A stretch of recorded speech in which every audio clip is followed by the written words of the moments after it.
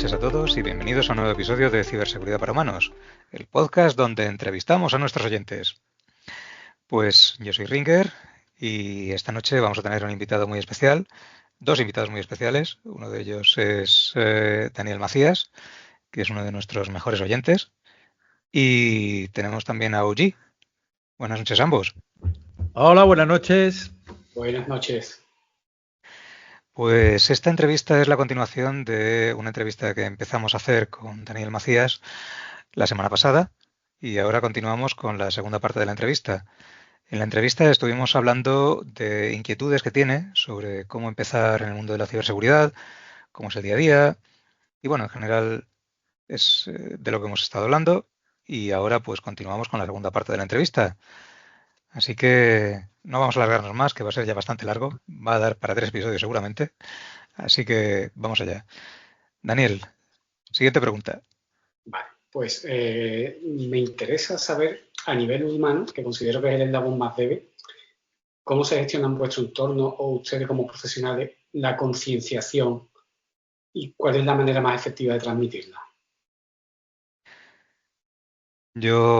Oye, si no te importa, empiezo.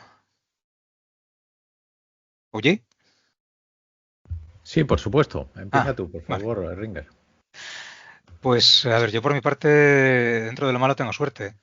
Mi familia me presta bastante atención cuando hablo de estos temas y hasta mi padre con 76 años sabe identificar cuando le llaman por estafas, que los SMS que les llegan alertando de cosas urgentísimas no son de fiar y todo lo demás. Luego, mis hijos preadolescentes tienen muchísimo cuidado con sus datos personales y su imagen. De hecho, tengo bastante menos cuidado yo que ellos. Aunque bueno, todo se ha dicho, también lo hago por motivos laborales. Si no apareces en LinkedIn no existes. Por lo demás, también es verdad que no tengo redes sociales, o sea que es solamente eso. Pero bueno, en general hay bastante reticencia. Lo normal es que la gente piense, si no estamos en el Bronx. Y bueno, pues eso lleva a situaciones en las que otros saben aprovechar. Lo que siempre intento transmitir es que en temas de seguridad la regla de Pareto se cumple al dedillo. Con un 20% de medidas consigues un 80% de protección.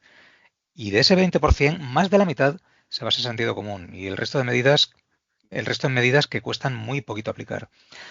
Eso vale para el 99% de la población como ciudadanos individuales. Para empresas pequeñas, quizás con aumentar un 30% llega más que de sobra. Y a partir de mediana empresa ya es cuando hace falta superar el 50%. Pero en muchos casos no llegamos ni a ese 20% de medidas en grandes empresas, o si se llega es mediante factores que son auxiliares, pero que no son la base de la seguridad, como por ejemplo poner firewalls, DMZ, redes agregadas, pero te dejas puertos USB abiertos y que el sysadmin acceda a los datos de todos los usuarios en un registro de logs adecuado, y con eso, aunque pases del 20%, en realidad no estás haciendo nada, porque te estás dejando los cimientos. ¿Tú qué opinas, Oji? Disculpa, yo estoy totalmente de acuerdo. El factor humano para mí es clave en la generación de incidentes de seguridad. De hecho, una de las funciones principales que acometemos nosotros es la concienciación, ya sea a través de training periódico o avisos específicos o campañas ad hoc a través de tanto de herramientas técnicas de simulación de ataques como de otro tipo de herramientas. Yo pongo ejemplos.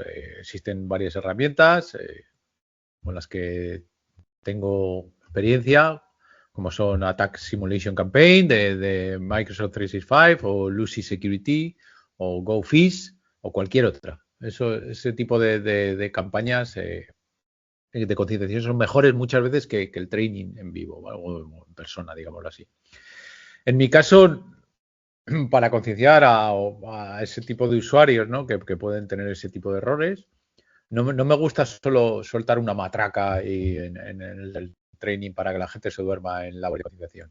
A mí lo que sí me gusta es darle un poco más de calidad, de referirme a incidentes y ataques reales, sufridos por la propia empresa o empresas muy similares en los últimos meses. Esto despierta normalmente interés y preocupación entre usuarios.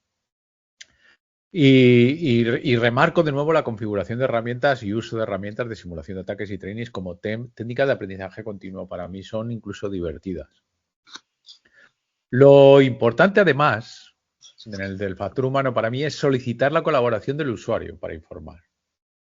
No solo amenazar con el castigo. Para mí lo de amenazar con el castigo, eso no funciona. O no debería de funcionar. El factor humano, como he dicho, es clave en esos incidentes, pero no solo para que se produzcan, también para detectarlos y para corregirlos con una anticipación adecuada. No es la primera vez que gracias a un usuario me ha alertado de un posible incidente de seguridad. No es la primera vez y espero que no sea la última. Con lo cual es una herramienta a nuestro favor. No solo le vamos a echar los perros a los usuarios. Yo creo que también si están bien concienciados, ellos pueden ser una herramienta muy útil en la ciberseguridad. No sé, Daniel, ¿qué te parece si estás de acuerdo o no con este tipo de... Porque tú sí que sé que has dado soporte a tus usuarios en una empresa y supongo que te habrán advertido de ciertas cosas. Sí, yo he tenido la suerte de que me han advertido que la gente está bastante concienciada. A nivel familiar también hago bastante hincapié. Y sí que me he dado cuenta de esto que tú dices, que si a la gente le haces ver algo que pasa de verdad o le pones ejemplos, situaciones que han pasado, como que ya no lo ven tan lejano o tan difícil y ya consigues atraer un poco más la atención de ellos. Yo creo que es buena técnica. Sí, sin duda. Y si os parece, me gustaría también hablar un poco sobre la formación reglada en ciberseguridad, ¿vale? Aquí me gustaría saber vuestra opinión, si veis que es necesaria formación específica y si con la que existe la gente llega ya preparada. Si veis muchos autodidactas o gente que viene de otra especialidad. Yo evidentemente estoy a favor de la formación y de la especialización, pero ¿veis que la formación que se oferta hoy en día está acorde con las exigencias del mercado laboral? Yo, Uchi, creo que esta pregunta es para ti. Yo aquí poco puedo aportar. Yo nunca he dado clase de esto, pero tú sí que has enseñado en la universidad. Sí, bueno, estuve unos años de profesor y de coordinador del máster de un máster de ciberseguridad universitario. Yo sí, por supuesto que veo beneficioso y necesaria una formación específica, aunque ya comenté antes que para mí no siempre es imperativo. Vamos a hablar primero de la experiencia educativa y luego la laboral. Por mi experiencia educativa, en una universidad yo he encontrado dos perfiles de alumnos, digámoslo así. El que necesita el título y no quiere aprender nada y le da igual, sino que solo quiere que le aprueben la asignatura. Y por otro lado, el alumno que viene con gran interés y parte del conocimiento adquirido por otras fuentes, incluso laboralmente. Sobre todo la gente que viene con un grado superior o una FP. Ese es el segundo perfil, es más orientado a esta gente que ya está incluso currando o que ha trabajado y tiene experiencia. De todas formas, y ahora voy a tirar unas piedras en contra, y por eso hablé en el anterior capítulo de que es solo mi opinión, yo achaco al sistema educativo español parte de las penurias de la formación del alumno. Si no me equivoco, o por lo menos cuando yo era profesor, en los másteres universitarios oficiales se requería al menos un 70% de los profesores con el título de doctor. Por ejemplo, Así es. Ringer es doctor. Y Ringer me lo acaba de confirmar, con lo cual sigue ese 70%. Ese porcentaje para mí, y esta es mi opinión personal, puede hacer bajar la calidad de la enseñanza que recibe el alumno. Y voy a explicarme. Lamentablemente, muchos doctores no se dedican al ámbito laboral, se dedican solo al ámbito docente y de investigación. Y no me malinterpretéis que son buenísimos, cuidado, que saben muchísimo de lo suyo. Y son unos auténticos crack algunos de ellos. Pero adolecen del conocimiento práctico del mundo de la empresa. No tienen una experiencia operacional. Y esto hace que puedan transmitir más conocimientos teóricos o de investigación que prácticos a los alumnos y se desinflen un poco los alumnos. Esa es mi experiencia. Yo creo que este porcentaje tan reforzado es un error, es mi opinión. Pero eso es porque el sistema también laboral de los doctores en España está muy devaluado, ¿vale? No se les aprecia tanto como te vas a Estados Unidos y dices que eres doctor allí y casi te hacen la ola, pero en una empresa hablo, no en una universidad. Aquí no. Aquí te dices, oiga, mire, que aparte de ser ingeniero soy doctor. Y te dicen, vale, pero es que yo no estoy enfermo. Te dice el que te contrata. No, en ese plan. O sea que es penoso. Y entonces, claro, los doctores, que suelen ser gente muy inteligente y con mucha capacidad de análisis, pues se dedican a lo único que pueden, a la universidad y a la docencia y a la investigación, obviamente. Pero bueno, volviendo al tema, entonces, en la docencia reglada, oficial, adolece a veces, hay universidades que sí que intentan meter pues ese 30% de expertos, no el 100% de doctores, de expertos en la rama o en el campo laboral que se dedica al máster o el grado, pero es difícil encontrar ese tipo de estudios un poco más prácticos. De hecho, yo también daba asignaturas en el grado y sobre todo en tercer y cuarto, y pongo un ejemplo, tercer y cuarto curso de grado. El segundo año, cuando empecé a apoyarles en eso, los alumnos se me echaban las manos en la cabeza, ¿no? Les daba redes avanzadas, seguridad en redes avanzadas. Joder, es que esto que estás pidiendo es una locura, es que no sé qué, es que a mí nadie me ha explicado esto. A ver, chicos, tenéis 3 asignaturas de redes. Esta es la tercera. Yo no te puedo explicar IP o el TCP/IP o la pila de TCP/IP, tío. O sea, si eso no lo sabes, échale la culpa al que no te lo explicó en su día.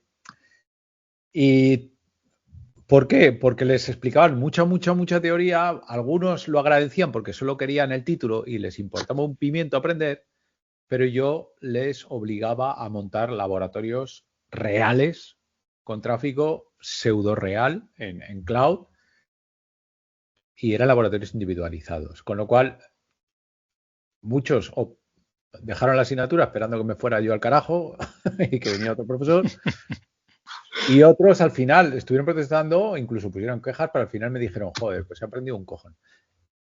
Ahí me di cuenta que faltaba más ámbito profesional dentro de las universidades.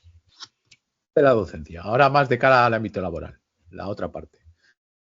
Para mí hay 2 tipos de grupos de profesionales que te puedes encontrar en el ámbito profesional. Y esto casi no hace falta ni que se lo pregunte a Ringer, estoy casi convencido que me va a dar la razón.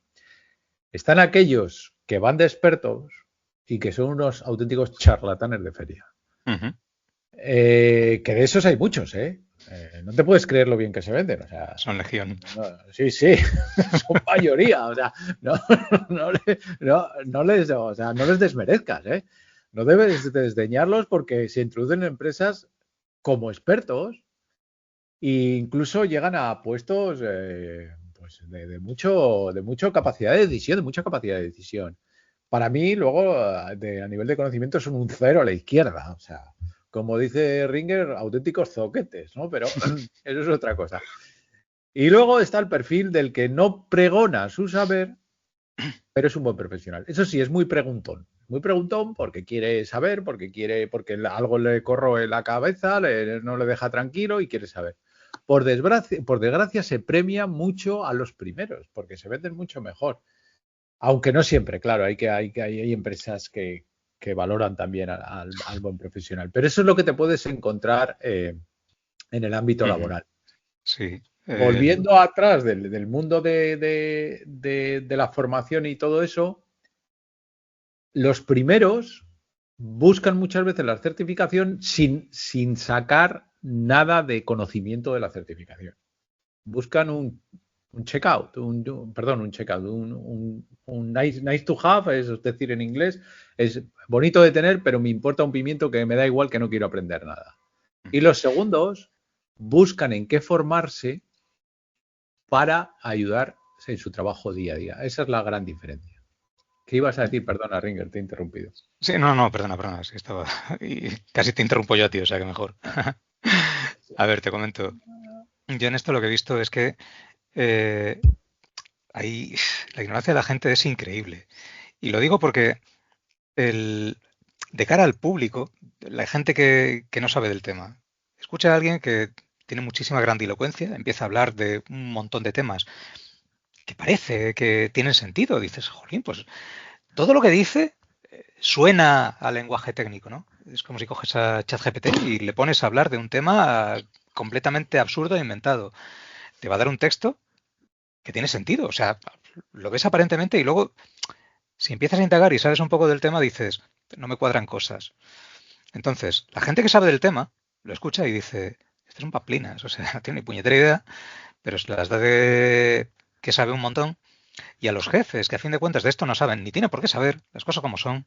El jefe está para organizar el tema, sabe de su empresa, qué es importante para la empresa y qué no. De hecho, con eso tiene que alimentar al arquitecto de seguridad, pero nada más. O sea, no tiene por qué saber si un método de seguridad es mejor que otro o no. Para eso están los profesionales de la seguridad. Pero cuando tienes a un cantamañanas que te empieza a decir un montón de palabras, callando a todos los demás, que no tienen ningún sentido cuando las indagas, al final el jefe con lo que se queda es, joder, ¿cuánto sabe este? Sabe muchísimo. Fíjate todo lo que dice. Le da soluciones, porque en el fondo les dice lo que quieren oír. No les está diciendo la realidad. No les está diciendo, oye, ojo con esto.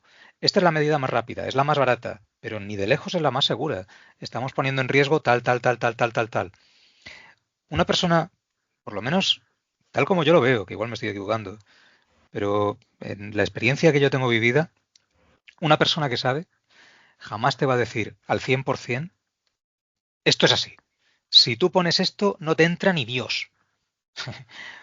La persona que sabe exactamente lo que hay y sabe que eso es una mentira como una catedral. Entonces, sin embargo, la persona que no sabe te va a decir, "Buah, pues puesto que sí, tú déjamelo a mí, que yo me encargo y te lo dejo ultra seguro y ni te vas a enterar". Ese es un poco el tema. Y luego, por respecto al otro tema de la universidad, es cierto que la cosa, el panorama está cambiando. Ahora mismo los doctorados sí que están intentando sacar ramas de doctorados hacia... Hay otros países donde ya está metido a full, es decir, tienes la rama de doctorado industrial y doctorado de investigación. En España está empezando tímidamente, y de hecho cuando yo me saqué el doctorado, eh, cuando yo empecé el doctorado estaba trabajando en la rama de mi doctorado, lo que es análisis de datos, y luego cuando continué a mitad del doctorado dejé la empresa y empecé a trabajar en otro sitio, que es como me metí en la ciberseguridad, o en la seguridad de la información, perdón. Entonces, claro, el problema estaba en que tenía que pasar un porcentaje mínimo del tiempo que había dedicado a la investigación, o al doctorado, vamos, dentro de la empresa en la que estuviera realizando eso para que me pudieran meter la coletilla de especialización industrial o algo así. Había dos coletillas, una era doctorado internacional y la otra con especialización industrial. Estaban ellos más ansiosos que yo de meterle la coletilla porque realmente hay muy poquitos, pero es verdad que está empezando. Entonces, al final, por Sí, desgracia, un poco sí. no lo niego, Ringer, pero yo quiero que empiecen las empresas a valorarlo. Sí, No que la exacto. universidad cambie, sino que la empresa diga, valore Sí, doctorado mejor que máster. sí, Y yo no lo efectivamente. tengo, quiero decir que me estoy tirando piedras contra mi propio tejado, pero bueno, se supone que para ciertos puestos debería de valorar. Y a día de hoy la empresa, o por lo menos hasta día de ayer, no lo valora. Otra cosa es que la universidad está dando estos pasos, son los adecuados, me parece que son los adecuados, pero a ver si Sí, se pone las pilas la empresa también. Bueno, ahora que quiero supongo. dar un ciberconsejo de algo que has dicho. En el mundo internacional, tanto en ciberseguridad como seguridad de la información, la mentalidad de ingeniero o de experto o de profesional española no cuaja bien, ¿vale? El consejo que os doy es que no intentéis hablar como hablaríais en España. Por ejemplo, si a mí me preguntan en una reunión y dicen, oye, ¿tú cómo desplegarías esta arquitectura, estas sondas IDS y las integrarías con el SIEM tal y cual, por no dar nombres, o Splunk o el que sea? Pues digo, pues mira, para mí lo mejor sería, yo creo que eso en el mundo anglófono, yo creo, la gente piensa que no tienes ni puta idea. Sí, Aunque digas, por mi experiencia, la mayoría de las veces ellos piensan que te estás lanzando un triple. Los que triunfan son los que no tienen ni puta idea, o sí la tienen, pero lo que está claro es que dicen, esto es así, sí. 100%, se ha acabado. Es curioso, pero en el idioma inglés eso les da seguridad, no sé por qué. Y sin embargo, el ingeniero que quiere ser cauto, que dice, bueno, yo es que he visto disparar una escoba, no vaya a ser que diga algo y que venga otro mejor que yo y me dé la vuelta, por si acaso digo que en mi experiencia lo mejor es esto. Ellos lo ven como un signo de falta de seguridad y falta de conocimiento. Ujú. ¿Estás de acuerdo o no estás de acuerdo? Porque parece que estoy hablando por mi experiencia solo, No, personal. no, es así, es así. Lo que pasa es que para eso hay que valer. O sea, sí, hay que vamos, yo creo que ni tú ni yo hemos llegado a ese No, nivel el todavía. charlatán de feria vale, el Por charlatán de feria desgracia. vale. Perdona, Daniel, Nada. sigue adelante porque si no paramos. Vale. En cuanto a la capacitación y la habilitación del sector, ¿vale? Que es un tema que me parece interesante y yo por lo menos no escucho hablar mucho de él. Me refiero a la necesidad de profesionalizar y proteger el sector, al igual que, por ejemplo, los médicos, abogados, arquitectos que tienen que estar colegiados y tienen sus atribuciones y responsabilidades bien establecidas, si en el sector sería positivo hacerlo o no. Yo, sinceramente, ya sé que esto, al igual que otros muchos temas, no tiene una respuesta única y tajante, que tiene muchos matices y que aportará cosas positivas y negativas. Pero sí que para mí es cierto que un sector tan amplio como este, cada día con más repercusión y responsabilidades, creo que se debería al menos hablar de esto, ponerlo sobre la mesa y que sea algo que por lo menos el hablarlo seguro que va a aportar algo. ¿Creéis que es necesario definir y profesionalizar el sector? Pues mira, yo creo que esta es una pregunta muy pertinente. Ahora mismo están apareciendo leyes como la NIS 2 o el Esquema Nacional de Seguridad, y las dos hablan de la necesidad de segurizar con garantías, lo cual puede llevar a pensar que lo lógico es hacerlo a través de un órgano colegiado. Y lo malo es que tenemos que hacerlo a todos los niveles. Y hay pequeñas empresas que no se pueden permitir un profesional colegiado que haga esas labores. Es verdad que ahora mismo las leyes no son muy estrictas, pero lo acabarán siendo. Y una clínica médica una clínica médica que guarde datos de pacientes, por ejemplo, a lo mejor no se puede permitir un servicio de personal colegiado para salir adelante. ¿Soluciones cloud asequibles? ¿Externalizar la seguridad? Hombre, pues mi opinión es que si queremos tomar la seguridad en serio, es lo que debería pasar, dado que al final la colegiación implica que hay una persona que certifica que eso es seguro con su firma. Pero hay que hacer un marco regulatorio acorde. Para eso los colegios pueden hacer una gran labor, y de hecho deben hacer una gran labor. Pero bueno, eso es otro caballo de batalla. Ahora mismo hay una guerra abierta entre informáticos y telecos con respecto a atribuciones profesionales en temas de informática. Y lo triste es que los informáticos no tienen atribuciones. Y tal como se suelen hacer las cosas, seguramente se queden fuera cientos de profesionales extraordinarios con certificaciones como SCP, pero ya todo esto, yo parto de que el doctorado que tengo es de Teleco, pero aún así pienso que los informáticos deberían tener atribuciones y que no se las pisen. Eso sí de sencillo. Pero bueno, ¿tú qué opinas, Oji? Pues opino que Daniel ha vuelto a poner el dedo en la llaga. Para mí, viniendo de mis raíces, que es la ingeniería informática, te puedes imaginar que este tema a mí me toca la fibra especialmente. Esto es como cualquier otra cosa del ámbito profesional. Cuando los políticos meten sus manos en los asuntos, los fastidian. Esa es la razón, Daniel. El que no se haya profesionalizado ciertos trabajos en el ámbito informático o en el caso se requiera la típica firma de proyecto o de arquitectura, ha sido durante muchos años una gran cagada, sustentada por el cambio de paradigma de la profesión de teleco. Te lo voy a explicar por lo menos lo que yo sé, hasta donde yo sé, puede ser que esté equivocado. Cuando la tecnología evolucionó de analógica a digital, los telecos se vieron en fuera de juego, es decir, con el culo al aire, y reclamaron para sí la toma de decisiones en el ámbito de las tecnologías de la información, de IT. De hecho, durante muchísimos años, y no sé si a día de hoy todavía, se ha tenido como consejeros en comunicaciones a gente del ámbito de la ingeniería de telecomunicaciones. Estoy hablando de consejeros a nivel de gobierno, a nivel de ministro. Entonces han modificado o han influido en todo el tipo de leyes y regulaciones para incluso no solo beneficiar a la ingeniería de telecomunicaciones, sino incluso dejar fuera a la ingeniería en informática.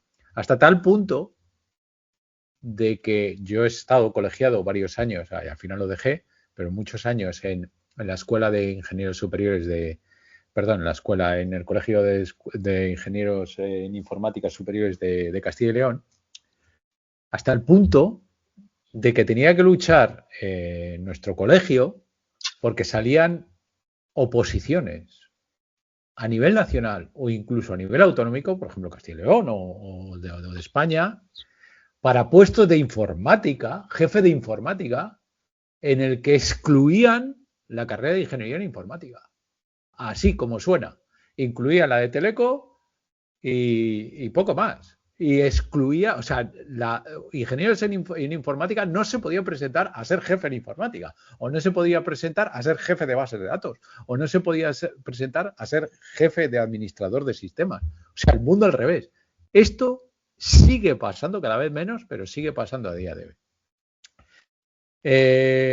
Los sistemas informáticos, para mí, que gestionan datos y elementos críticos y esenciales de la sociedad, como son los hospitales, centrales nucleares, como bien has dicho tú, que cada día tienen más importancia, Daniel.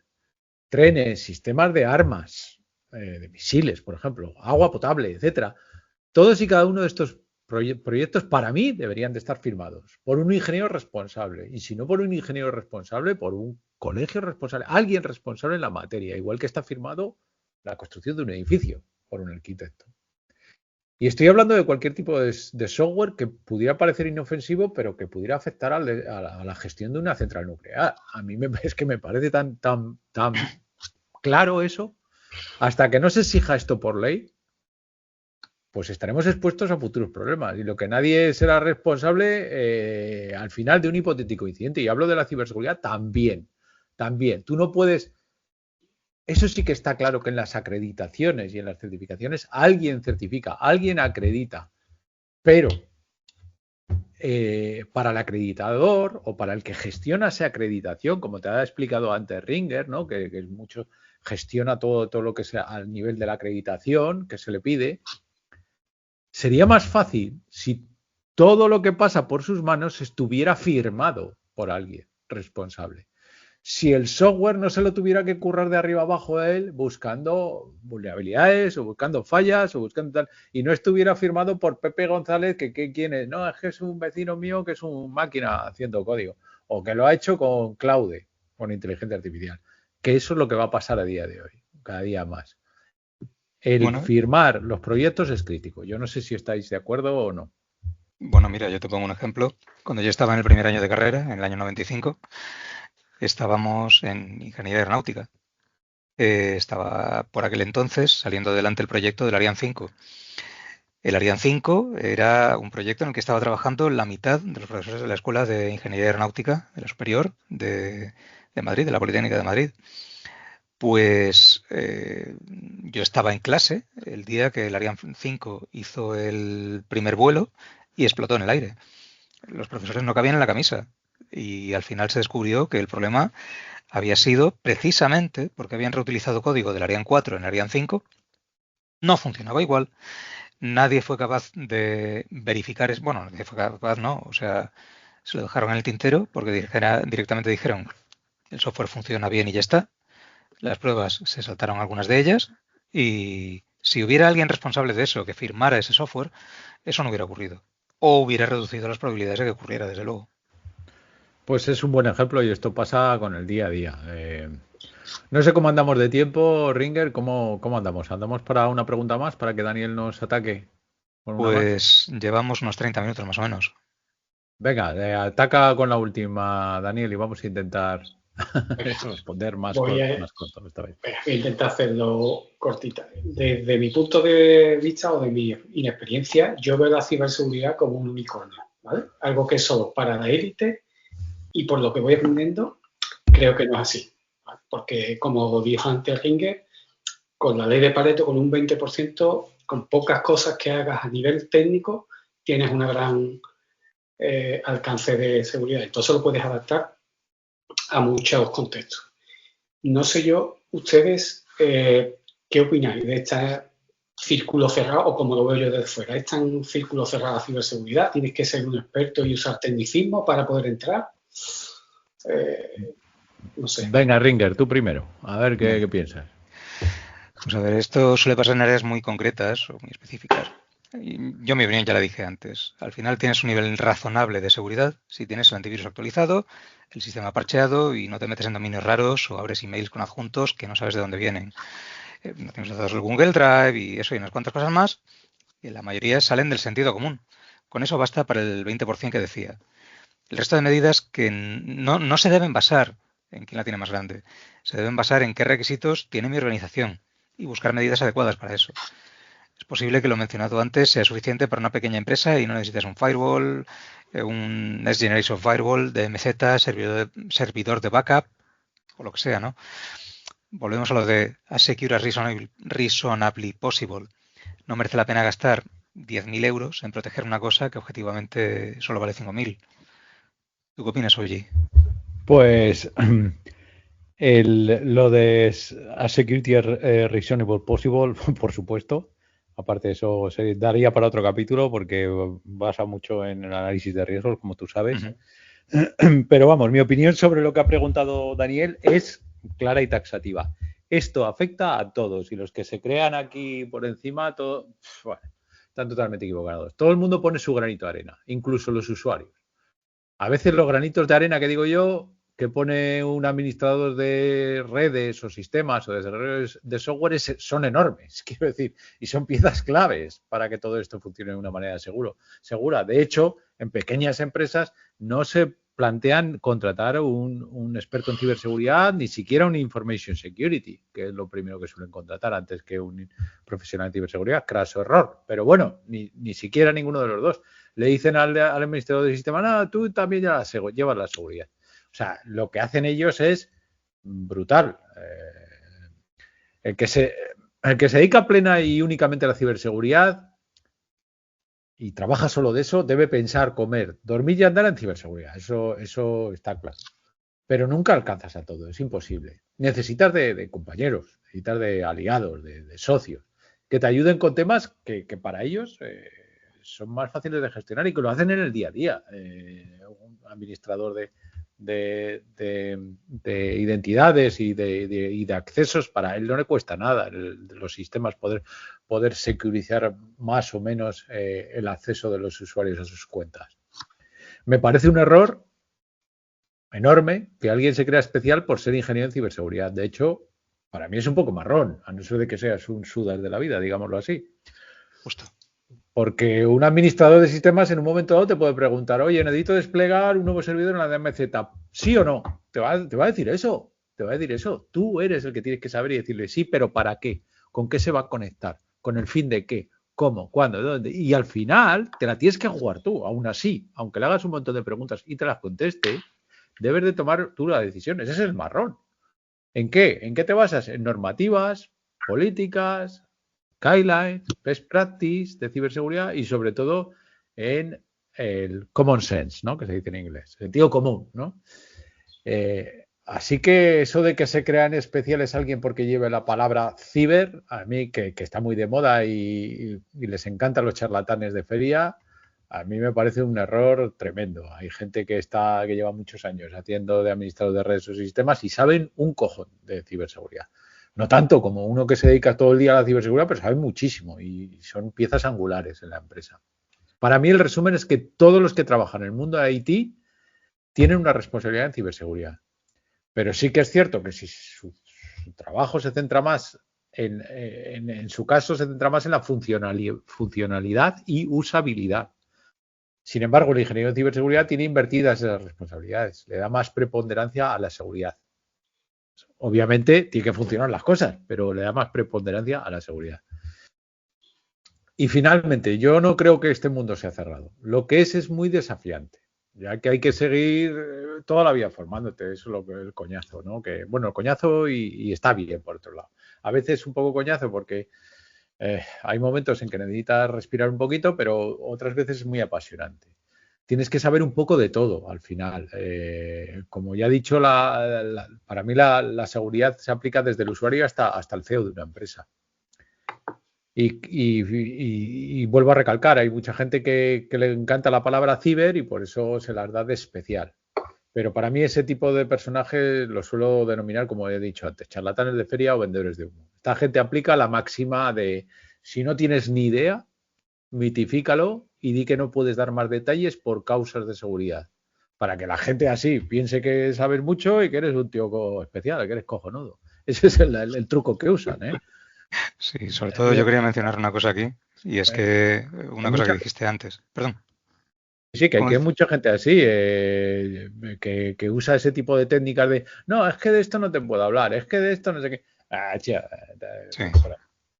Hay una cosa que yo quiero recalcar aquí con lo que estabas comentando, el tema de tomar decisiones rápidas. Y por rápidas no quiero decir inconscientes, tienes un montón de cosas en consideración, pero lo que quiero recalcar una cosa, que lo hemos hablado tú y yo en alguna ocasión, OG, es que siempre, siempre, siempre documentar.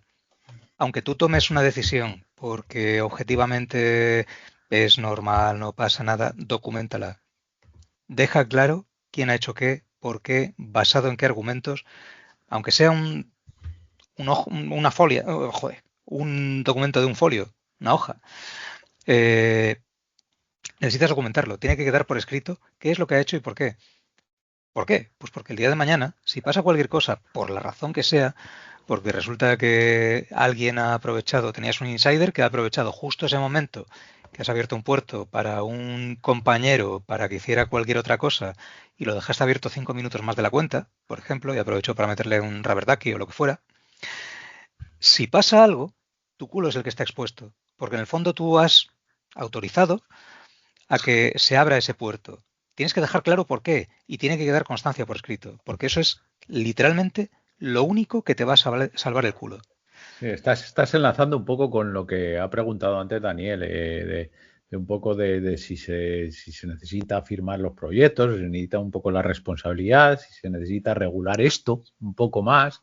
Al final es lo mismo, es responsibility y accountability, que hay gente que no tiene un poco la idea de las dos diferencias, pero lo importante es que está muy bien que tires lo de la documentación, ya lo comenté yo antes como has dicho tú, pero es que la documentación lo que hace es que si pasa algo cuando se investiga, hay que buscar la accountability y la responsibility de la gente. Es así de simple. Yo creo que estamos llegando al final, ¿no? Ringer, ¿cómo lo ves? ¿Qué tal, Daniel? ¿Lo dejamos por hoy o...? Sí. Sí, yo creo que sí. Vamos ya por unos 38 minutos aproximadamente. Así que... Pues se te han quedado cosas en el tintero, ¿no, Daniel?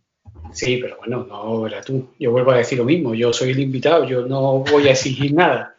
No, pero ya ves que no hace falta que tires mucho de la lengua.